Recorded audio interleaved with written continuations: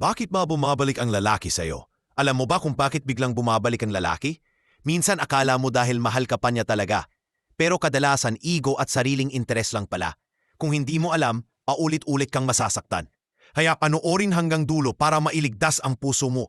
Huwag kalimutang mag-follow at mag-subscribe na yun din. Reason number 1. They're horny and selfish.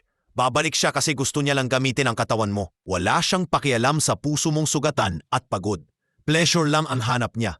Hindi totoong pagmamahal. Pag nakuha na niya, mawawala siyang parang bula.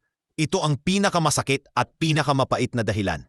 Dapat mong makita agad ang panganib na ito. Reason number 2.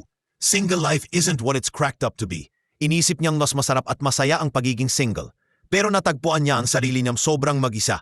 Walang yakap, walang kausap, walang lambing sa gabi. Kaya bigla siyang babalik na parang nagsisisi kuno.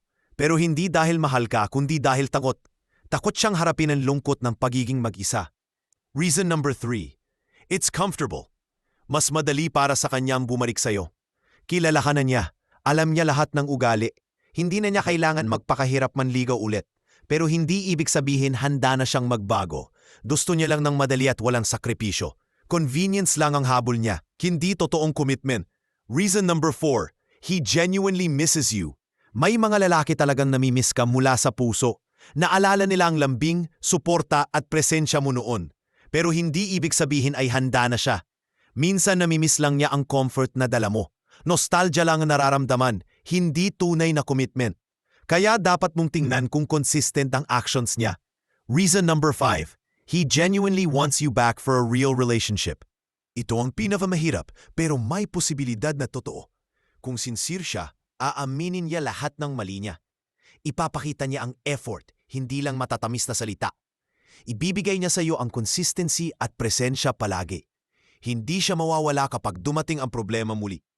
Pero kailangan mong siguraduhin na hindi ka maluloko. Reason number 6. You are not needy anymore. Nakikita niyang naging malakas, matatag at independent ka na. Hindi ka na yung babaeng nagmamakaawa noon sa kanya. May glow ka na kaya bumalik ang attraction niya. Pero mahal ka ba niya o gusto ka lang? Minsan gusto niya lang patunayan na kaya ka pa. Mag-ingat ka dahil ego trip lang ito kadalasan. Reason number 7.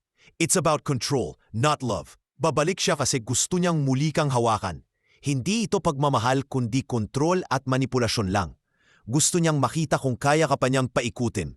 Kapag bumigay ka, mararamdaman niyang panalo na siya. Pero kapag sawa na siya, iiwan ka ulit.